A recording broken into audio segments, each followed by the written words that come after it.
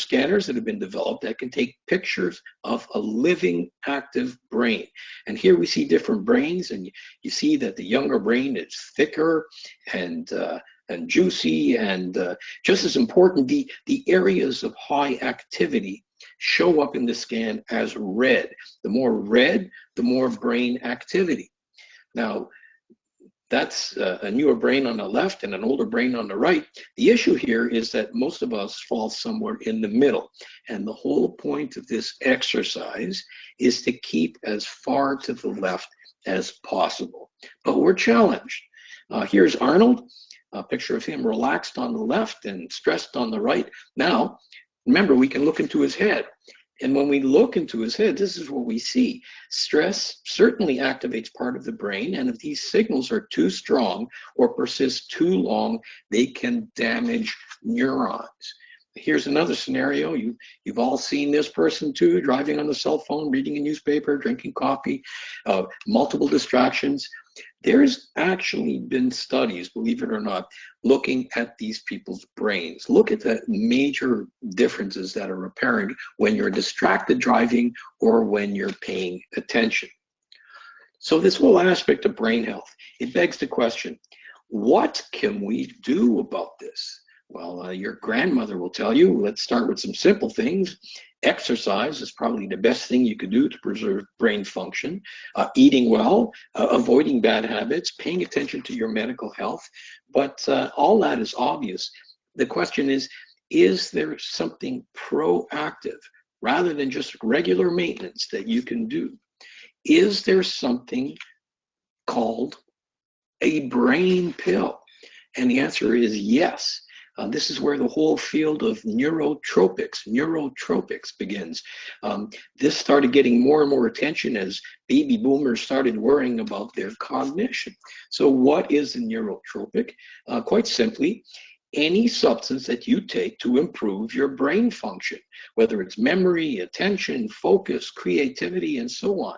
So some of you may have already heard of terms like brain food or smart drugs, and these could be in the form of pharmaceutical drugs, natural products, or even specific vitamins and minerals. One of the first drugs ever developed in this category is called Adderall. This was intended for kids with attention deficit disorder, but get this, apparently now the largest market for Adderall is the gray market, in which university students are accessing this drug for studying. Not something that I would recommend. And we can go back thousands of years. We've been using neurotropics like ginkgo, well known for preserving brain function. But all these historic herbs fall far behind the efficacy of newer discoveries. And of course, we have to mention glutathione here. Raising glutathione is one of the hottest topics in maintaining and even improving cognitive function. And in my opinion, glutathione is the best nootropic there is. But there are a bunch more coming up on the radar screen. One of the most researched natural substances that serves as a neurotropic is phosphatidylserine. And if you have problems saying that, you can call it PS. Now look at the list of areas that phosphatidylserine has been investigated for: memory, learning, attention, concentration, mood, and more. And of course, there's other substances that are receiving attention. Let's look at some vitamins. Vitamin B12 and folate are getting new recognition, except what people aren't aware of, it's not just regular B12 and folate. In this case, they need to be in a special form, what we call the methylated form, methylfolate and methyl vitamin B12. So how do these work? Let's look at the smallest functional unit in the brain, a nerve cell that you all heard its name, a neuron. This is a microphotograph of a neuron and just looks like a tangled mess. So let's turn to a diagram of a neuron to make more sense of it. Now, a neuron has a number of parts to it. You'll see that the actual main body of the neuron is the computer where all the information is stored. Then there's this long wire that comes out of the computer called an axon.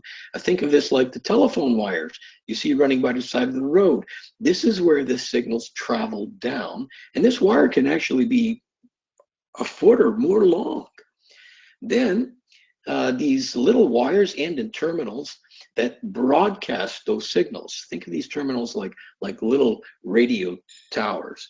And finally, the signals from those broadcasts go out to other neurons. And the way a neuron picks up these signals are with these little tiny antennae, what we call dendrites, the little bush-like structures surrounding the body of the cell.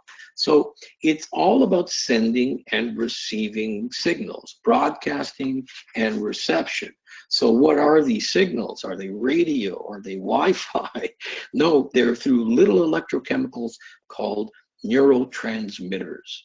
And these neurotransmitters pass through a little gap between the neurons called a synapse. So now you're all experts in neurotransmission. But here's the thing, unlike a computer that has thousands of connections, the brain has billions of neurons and trillions of synapses, trillions.